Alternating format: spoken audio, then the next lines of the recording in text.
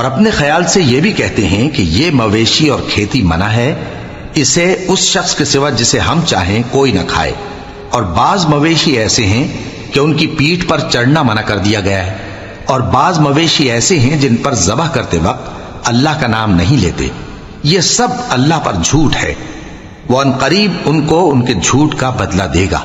اور یہ بھی کہتے ہیں کہ جو بچہ ان مویشیوں کے پیٹ میں ہے وہ صرف ہمارے مردوں کے لیے ہے اور ہماری عورتوں کو اس کا کھانا حرام ہے، اور اگر وہ بچہ مرا ہوا ہو تو سب اس میں شریک ہیں، یعنی اسے مرد اور عورتیں سب کھائیں۔ عنقریب اللہ انہیں ان کی اس تجویز پر سزا دے گا، بے شک وہ حکمت والا ہے، خبردار ہے۔ جن لوگوں نے اپنی اولاد کو بے وقوفی سے، ناسمجھی سے قتل کیا اور اللہ پر افترا کر کے اس کی عطا فرمائی ہوئی روزی کو حرام ٹھہرایا، وہ گھاٹے میں پڑ گئے، وہ بلا شبہ گمراہ ہیں اور ہدایت یافتہ نہیں ہیں۔ اور اللہ ہی تو ہے جس نے باغ پیدا کیے، چھتریوں پر چڑھائے ہوئے بھی اور جو چھتریوں پر نہیں چڑھائے ہوئے وہ بھی، اور کھجور اور کھیتی جن کے طرح طرح کے پھل ہوتے ہیں، اور زیتون اور انار جو بعض باتوں میں ایک دوسرے سے ملتے جلتے ہیں اور بعض باتوں میں نہیں بھی ملتے۔ جب یہ چیزیں پھلیں تو ان کے پھل کھاؤ، اور جس دن پھل توڑو اور کھیتی کاٹو تو اس کا حق بھی اس میں سے ادا کرو، اور بیجا نہ اڑانا کہ اللہ بیجا اڑانے والوں کو دوست نہیں رکھتا۔